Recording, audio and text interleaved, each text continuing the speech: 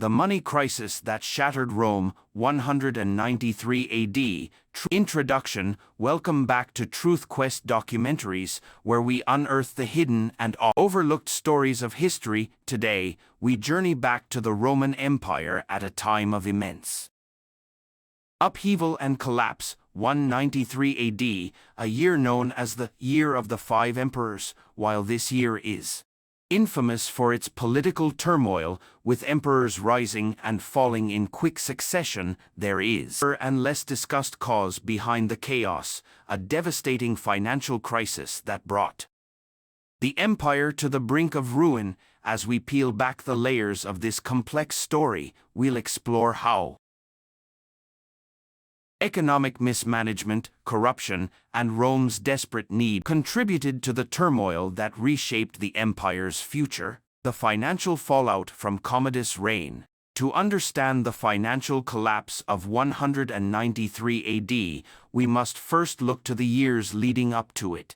Specifically to the reign of Emperor Commodus. Commodus ruled from 180 to 192 AD, and during his time on the throne, he became infamous for his erratic behavior and reckless indulgence. His reign was marked by extravagant public spectacles, including endless gladiatorial festivals, all paid for by the imperial treasury. Commodus saw himself as a godlike figure and often participated in these events himself, showcasing his strength and martial prowess. Been entertained, but these expensive displays had a crippling effect on Rome's finances.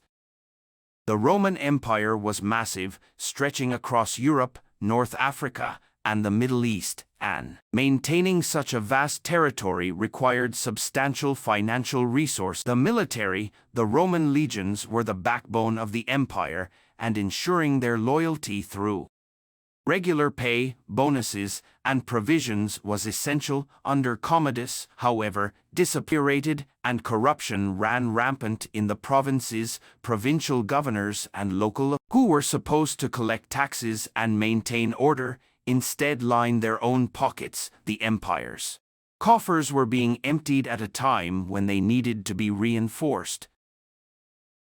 As a result, the Roman currency, the silver denarius, began to lose its value. Commodus' lavish spending, combined with administrative corruption, led to a steady devaluation of the currency. Inflation. Ordinary Romans found their purchasing power diminished, and the costs of goods and services continued to rise. The rich could insulate themselves from these economic problems, but the middle and lower classes were not so lucky. By the end of Commodus' reign, Rome was on the verge of financial collapse, and the empire's once strong economic foundation crumbling beneath its weight. The assassination of Commodus on New Year's Eve in 192 AD did little to ease the situation. Instead, it plunged Rome into a leadership crisis, exposing just how fragile the empire had become. The true extent of Rome's financial instability would soon come to light in the chaos that followed. Pertinax, a desperate attempt at stability. After Commodus' death, the Roman Senate acted swiftly, appointing Pertinax as the new emperor in 193 AD. Pertinax was a seasoned general, well respected by his peers, and he seemed the right man to restore order to a broken empire. However, the challenges he faced were immense. Not only was Rome politically unstable, but its finances were in ruins. From the start of his short reign, Pertinax made it clear that his priority was to repair the empire's financial system. He instituted a series of austerity measures aimed at curbing the lavish spending that had drained the treasury under Commodus. He cut back on public spectacles, reduced imperial spending, and cracked down on corruption among provincial governors. Also sought to restore discipline within the Praetorian Guard, the elite force responsible for the emperor's protection. Under Commodus, the Praetorian Guard had become increasingly using their position to extract bribes and live in luxury. While Pertinax's reforms were necessary, they were also unpopular. A guard, accustomed to a life of comfort and privilege, the guards were outraged by the emperor's decision to cut their bonuses and restrict their access to imperial wealth. In March 193 AD, just 3 months after ascending to the throne, Pertinax was assassinated by the very soldiers tasked with protecting him. The Empire for Sale, the Auction of the Throne. With Pertinax dead, Rome descended into even deeper chaos. The Praetorian Guard, now fully aware of their own power, decided to sell the Roman throne to the highest bidder in what would become one of the most infamous events in Roman history. This unprecedented auction for the imperial title marked the lowest point of Rome's financial desperation, where even the empire itself was reduced to a commodity to be bought and sold. 2 men emerged as the main contenders in this auction: Sulpicianus, the father-in-law of the late Pertinax, and Didius Julianus, a wealthy senator. In a shocking turn of events, Julianus offered an astronomical bribe of 25,000 sesterces to each member of the Praetorian Guard, an amount so staggering that it secured him the title of emperor. On paper, Julianus had bought the Roman Empire, but in reality, his rule was built on shaky ground. The sale of the imperial office to the highest bidder outraged the Roman people. Riots broke out in the streets of Rome, with citizens condemning the blatant corruption and the disgrace of the empire's highest office being sold to a man with no real claim to the throne. Worse still,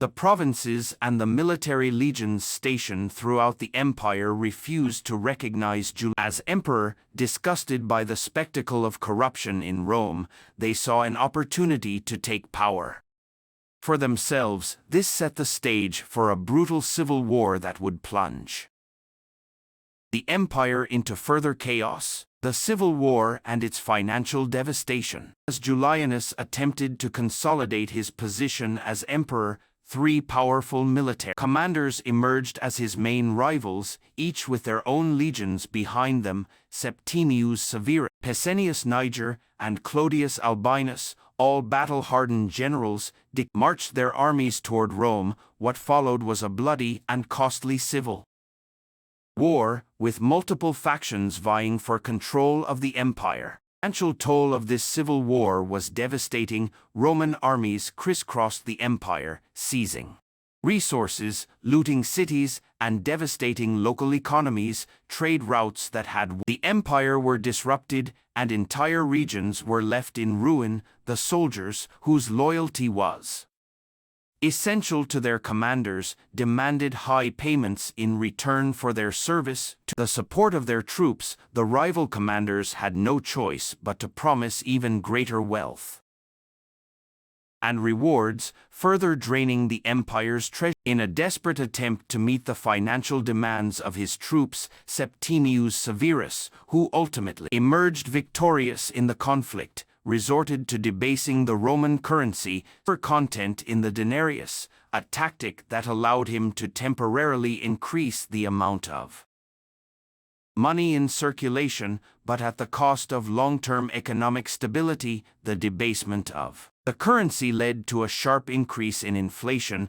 Prices for goods and services soared, and the purchasing power of ordinary Romans plummeted. Inflation had a particularly harsh effect on Rome's middle and lower classes, who could no longer afford basic necessities, while the rich were often able to shield themselves from the worst effects of inflation by hoarding wealth and property. The poor were left to suffer the consequences. The financial crisis exacerbated social divisions within the empire. Further, Septimius Severus, a militarized when Septimius Severus finally took control of Rome in 197 AD, he faced the monumental task of an empire shattered by civil war and economic collapse. Severus, known for his pragmatism and ruthlessness, immediately set about consolidating his power. He understood that his rise power had been made possible by the loyalty of the military, and he prioritized the army above all else. One of Severus' first acts as emperor was to increase military pay and privileges. He knew that the stability of his reign depended on keeping the legions happy, and he went to great lengths to ensure their loyalty. This included granting soldiers the right to marry while in service, an important privilege that increased their personal investment in the empire's stability. However, Severus' policies, while ensuring short-term stability, came at a high cost. Prioritizing the military and increasing its power within Roman politics, the role of the army as the most important institution in the empire. From this point forward, the emperor's ability to rule depended not on the support of the Senate or the people, but on the loyalty of the legions. This militarization of Roman politics had long-lasting consequences. Future emperors would be forced to continually appease the military to maintain their hold on power. Economically, Severus attempted to repair some of the damage caused by years of mismanagement and civil war. He introduced new taxes, particularly on the wealthy elite, and tried to restore to the empire's financial system, but the problems were too deep-rooted. The devaluation of the currency and the rampant inflation that followed could not be easily reversed. Trade networks, which had once made Rome the commercial hub of the Mediterranean, were slow to recover from the disruptions caused by the Civil War. Meanwhile, agricultural production in many regions had been severely impacted, leading to food shortages in some provinces. These challenges, Severus managed to bring a measure of temporary stability to the empire. However, the underlying economic problems remained unresolved, and the empire's reliance on military power would only deepen. The enduring legacy of the financial crisis of 193 AD. The financial collapse of 193 AD, combined with the political and military marked a turning point in Roman history. It revealed the fragility of the empire's economic system and exposed the deep structural problems that would continue to plague Rome in the centuries to come.